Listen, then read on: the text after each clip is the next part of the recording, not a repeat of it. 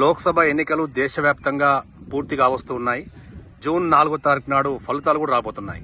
కేంద్రంలో రాబోయే ప్రధానమంత్రి ఎవరొస్తే బాగుంటుంది? ఎట్లయినా ఇప్పుడు చూస్తే అన్ఎంప్లాయ్మెంట్ రేట్ బాగా పెరిగింది కాబట్టి పక్కా రాహుల్ గాంధీ వస్తాడు. ఎందుకంటే రాహుల్ గాంధీ రాగానే 30 లక్షల జాబులు ఇస్తా అన్నాడు మన ఆగస్టులోనే. ఎందుకంటే అన్ఎంప్లాయ్మెంట్ రేట్ ప్రతి ఒక్క ముగ్గురులో కూడా ఖాళీగా ఉంటాడు. అసలు మొత్తం దోసుకున్నట్టు ఏంది బీజేపీ మొత్తం. ఇంతకుముందు ఏమన్నాడంటే Narendra Modi last year manifesto ఏమన్నాడంటే నేను గెలవంగానే ప్రతి ఇయర్ 2 crores జాబ్ ఇస్తానన్నాడు. ఇప్పుడు అవి ఇస్తలేడు, అన్ని ప్రైవేటైజేషన్ చేసిండు మొత్తం.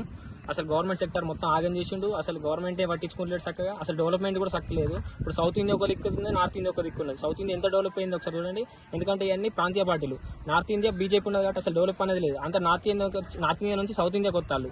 ఎందుకంటే ఆబ్వియస్గా రాహుల్ గాంధీ గెలుతాడు, కాంగ్రెస్ గెలుతుంది, కూటమి గెలుతుంది.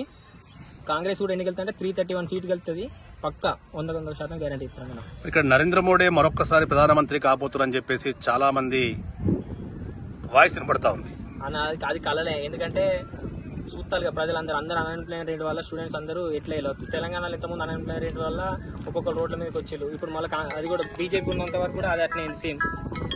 Main unemployment rate. మళ్ళీ స్కామ్లు ఎట్లున్నాయో ఒకసారి చూడండి మీరే. మళ్ళీ వాషింగ్ పౌడర్ అందరు స్కామ్లు అన్నీ బీజేపీగా పోతాలంతా. ఎవడైనా దొంగ పని చేస్తానంటే బీజేపీ చేయనైతే కథం.